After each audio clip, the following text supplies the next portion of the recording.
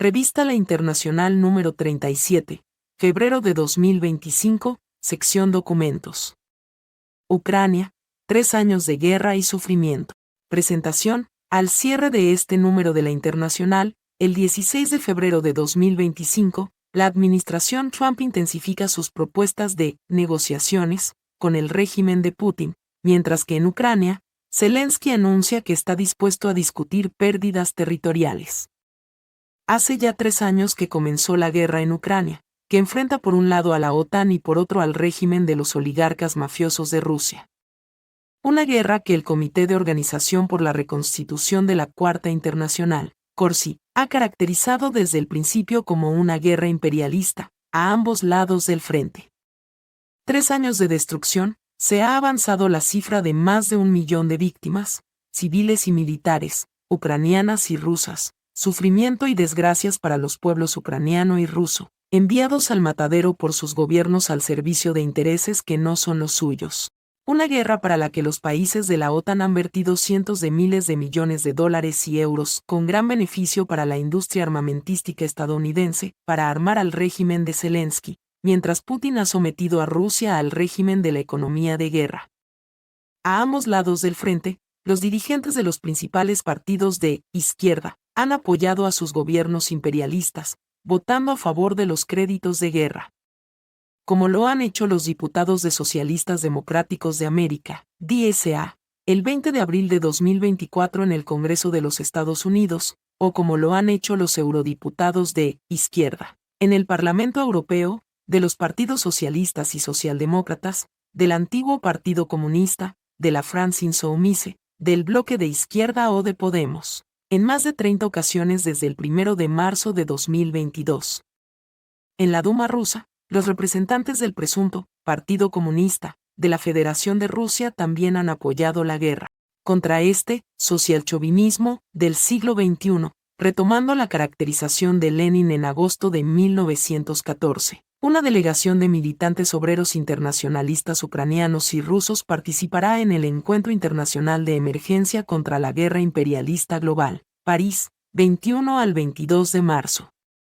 En el marco de su Tribuna Libre, la redacción de La Internacional publica la contribución de uno de estos camaradas, militante comunista ucraniano, como aportación al debate.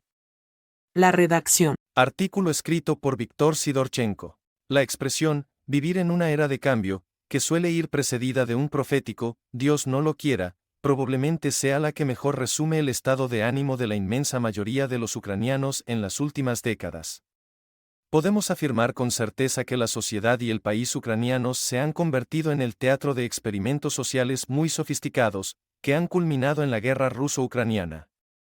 La guerra actual puede ser calificada, con razón, como la primera verdadera guerra del siglo XXI.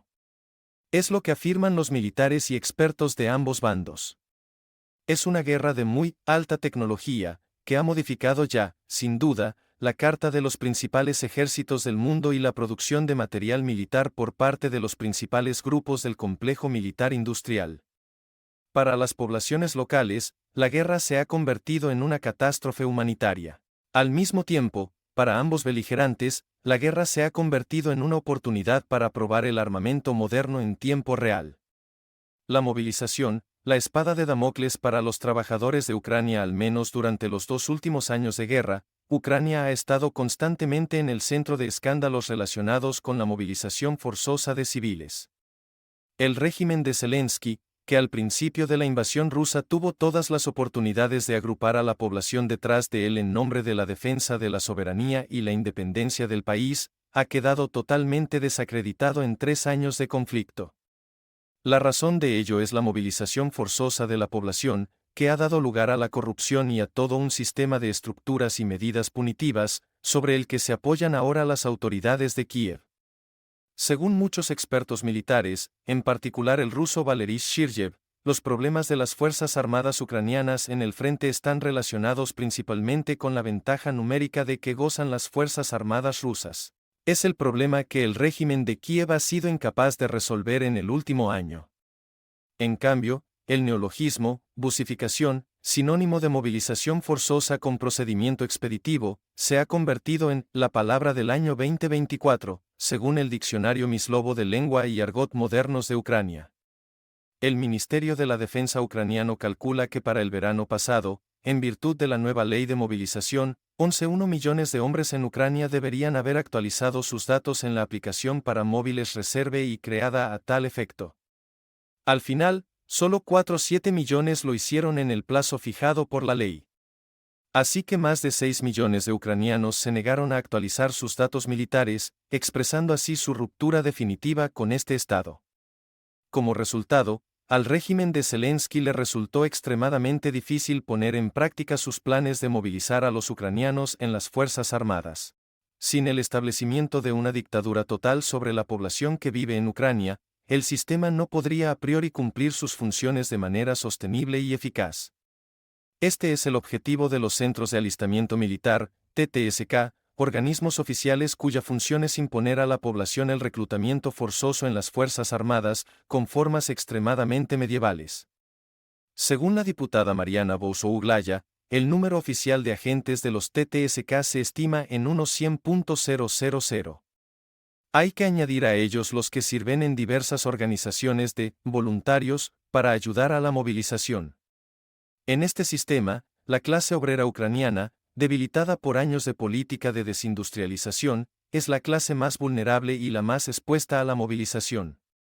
La máquina de movilización de los TTSK no ha encontrado nada mejor que hacer redadas de reclutas directamente en las fábricas que funcionan, donde es más fácil hacinarlos en autobuses por decenas. Los empresarios se quejan periódicamente de los conflictos con los TTSK. El verano pasado, Oleksandr Kalenkov, presidente de Ukrmetallurgprom, se pronunció al respecto. Según él, los agentes de los TTSK no van a buscar refractarios al servicio militar, vienen a una empresa que está trabajando, se paran en la entrada y en solo medio día cogen lo suficiente para llenar sus cupos durante 2 o 3 meses. Según sus datos, ya han sido movilizados de esta forma 3.500 trabajadores de la planta de ArcelorMittal en Kryvyi y Arakach, y unos 10.000 trabajadores de las empresas del grupo Metinvest. A este respecto, cabe recordar que en el verano de 2024 se produjo un agudo conflicto entre los conductores de ambulancias de Odessa y los agentes de los TTSK por los mismos motivos. Según informan los medios de comunicación ucranianos, tras la auditoría de otoño, decenas de miles de ucranianos se vieron privados de su prórroga de incorporación al ejército. 1 de cada 10 empresas ha perdido su estatus de producción de importancia crítica, que exime a sus empleados de la movilización, NDLR. Además, la concesión de este estatus será a partir de ahora responsabilidad de los agentes de los TTSK, integrados en las comisiones que deciden en esta cuestión. Se integrarán, en particular, comisarios militares en las comisiones que dependen de las administraciones regionales. Esto significa que, si la guerra continúa, la movilización va a agotar a los sectores de la economía que subsisten.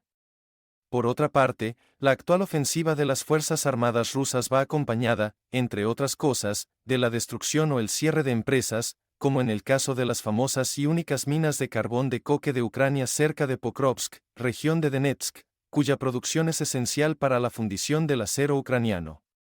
El cierre de empresas libera trabajadores que pueden ser enviados al frente sin impedimentos. Siempre que, según Zelensky, continúe la ayuda financiera y militar de socios y aliados. Deserción y resistencia popular como país capitalista semicolonial típico del espacio postsoviético, Ucrania es en principio incapaz de transformar esta guerra en una lucha nacional contra la invasión rusa. La sociedad, desgarrada por los antagonismos de clase, manifiesta inevitablemente todos sus vicios en todas sus instituciones.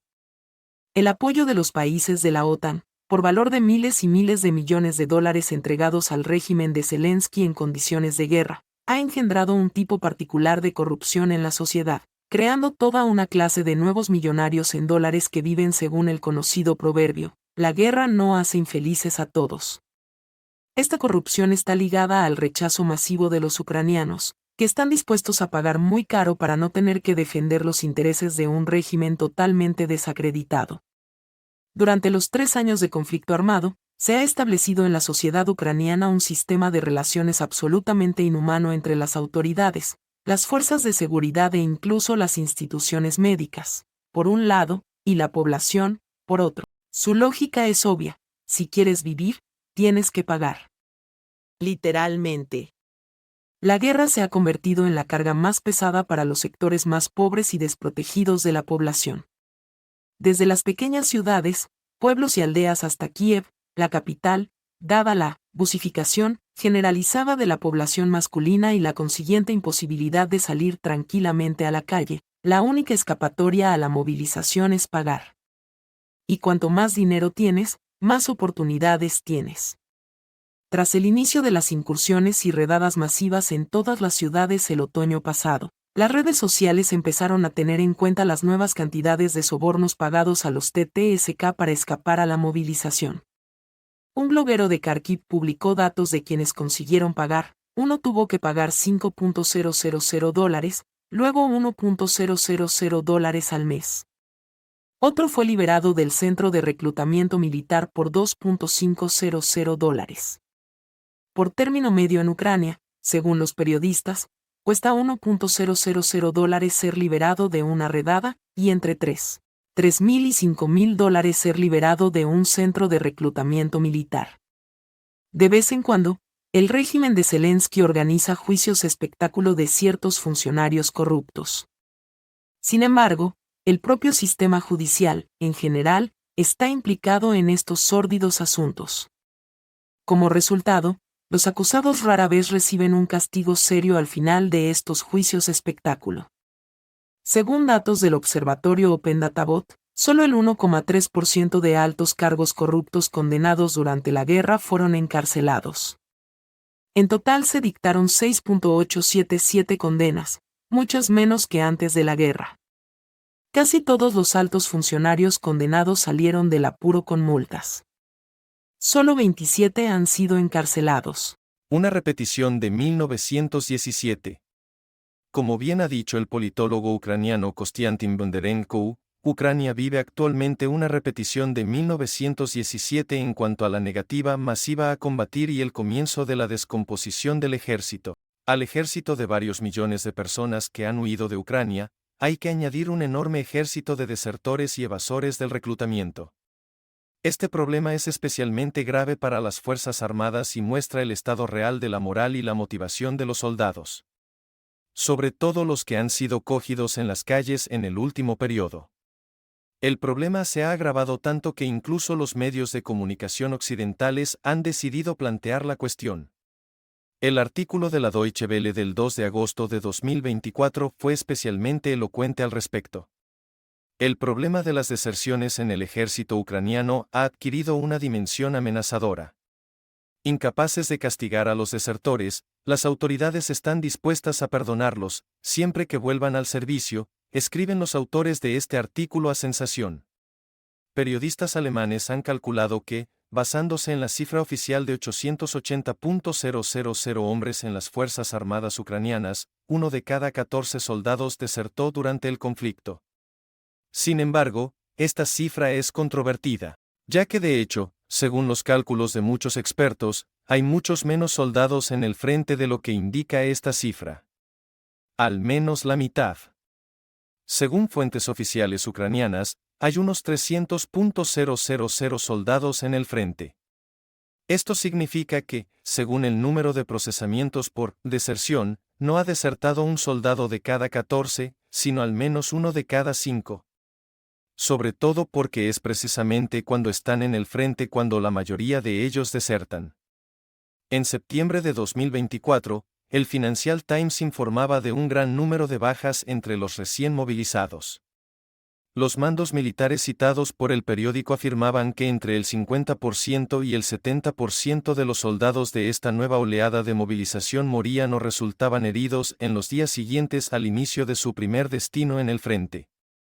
El soldado y periodista Volodymyr Boyko, comentando las cifras oficiales de deserción anunciadas a la Rada, Parlamento, este verano, 80.000 hombres, dijo que en realidad, según sus cálculos, eran alrededor de 200.000.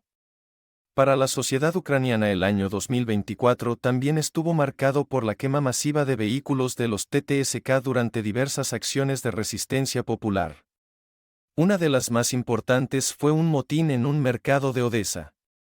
Aparentemente, después de estos acontecimientos, el régimen de Zelensky no sacó las conclusiones políticas que se imponen del descontento de las masas y continuó con su política de represión y de apretar las tuercas contra su propio pueblo, que no quiere luchar por los intereses de un puñado de usurpadores corruptos en Kiev, que han vendido el país a los colonizadores de la OTAN. Guerra popular contra los centros de reclutamiento militar, TTSK. Como resultado, se está desarrollando una auténtica resistencia popular, que ha desatado una verdadera guerra contra los sargentos de reclutamiento, incendiando los vehículos de los agentes de los TTSK.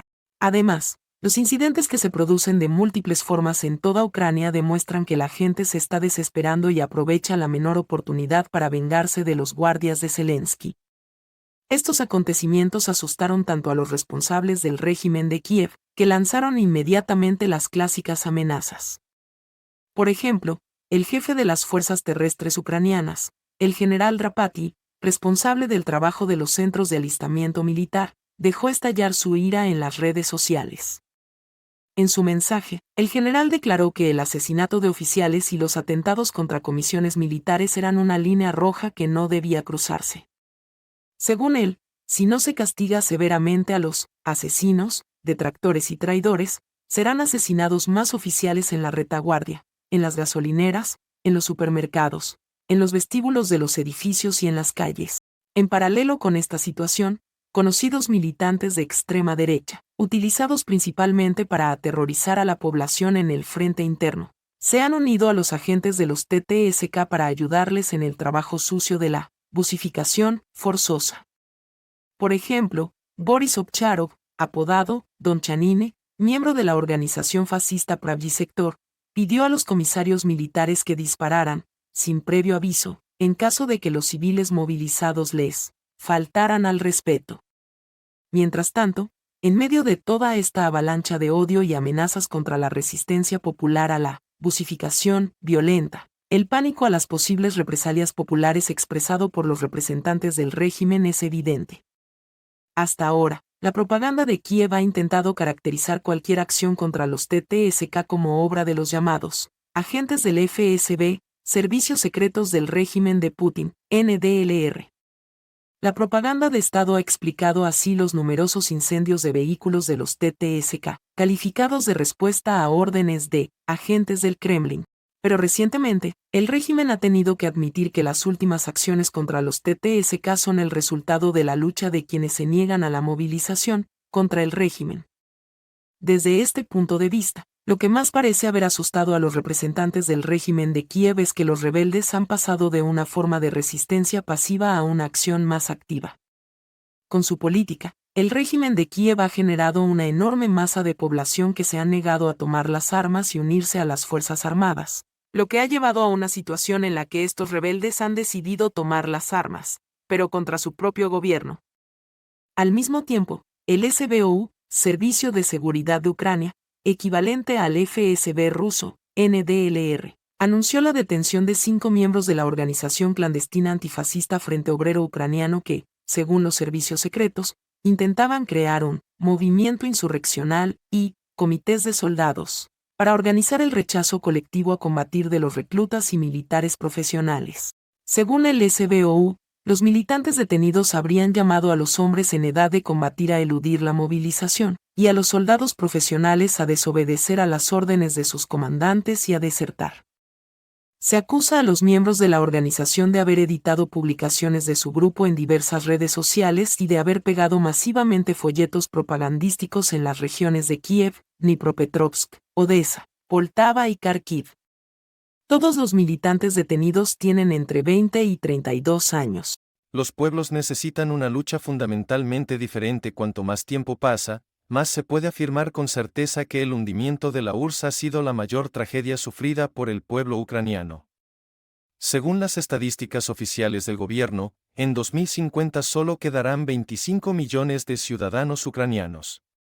Estas previsiones demográficas se basan en cálculos de científicos del Instituto de Demografía e Investigación Social de la Academia Nacional de Ciencias de Ucrania.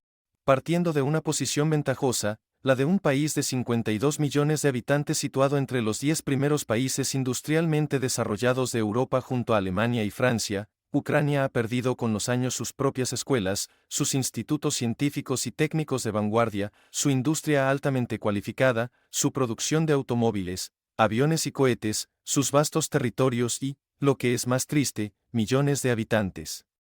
Antes de la invasión de Ucrania por la Federación de Rusia, la clase dominante ucraniana solo podía justificar su política en términos de nacionalismo ucraniano, basado en una rusofobia patológica. El fascismo, y su forma extrema, el nazismo, es, en mi opinión, una reacción defensiva natural de cualquier régimen burgués ante los intentos de confiscar su capital, propiedad, en forma de activos, tierra, territorio y, en última instancia, poder. En este sentido, la clase dominante rusa, que participó activamente en los acontecimientos de Ucrania en 2014, se convirtió en el catalizador externo que inclinó a la clase dominante ucraniana hacia la derecha. Al mismo tiempo, después de los acontecimientos del invierno de 2014, las bandas nacionalistas no legales se convirtieron en el brazo armado utilizado por el régimen de Kiev para luchar contra todos los movimientos de oposición que se negaban a reconocer el Maidán, golpe de estado de los oligarcas pro-OTAN que expulsó del poder a los oligarcas pro-Moscú, NDLR, el nacionalismo ucraniano, la rusofobia, etc. Su apogeo, como advertencia a todos aquellos que no se alineaban, fue la masacre de Odessa del 2 de mayo de 2014. Arsen Avakov, que fue ministro del Interior durante muchos años, se ha pronunciado en repetidas ocasiones a favor de privar de sus derechos cívicos a los habitantes de Donbass, las regiones industriales y mineras del este de Ucrania, correspondientes a las provincias de Donetsk y Luhansk, actualmente anexionadas por Rusia, NDLR, si este territorio se devuelve a Ucrania. Tuvo una actitud muy parecida con los habitantes de Crimea, península del Mar Negro anexionada por Rusia en 2014, NDLR. Sobre esta cuestión, las fuerzas de seguridad ucranianas se inspiran desde hace años en la política de Israel en Palestina y en la Franja de Gaza en particular, como enclave rebelde. En el caso de Crimea, se ha traducido sobre todo en el bloqueo del canal septentrional de Crimea y la destrucción de líneas eléctricas. En estas condiciones, el derecho de las naciones a la autodeterminación, así como todos los demás derechos y libertades de la democracia burguesa, han sido siempre una hoja de parra para el régimen en el poder en Ucrania. Y detrás de su negación cínica del derecho del pueblo a vivir donde quiera y con quien quiera, siempre ha habido una negación aún mayor del derecho fundamental a elegir el sistema social en el que el pueblo quiere vivir. La política del régimen de Putin es igualmente anexionista en relación con los territorios ucranianos invadidos después de febrero de 2022, cuya población apoya abrumadoramente el deseo de regresar a Ucrania. Estos sentimientos son en gran medida el resultado de la decepción del pueblo ucraniano con la política rusa en el Donbass, y en parte en Crimea.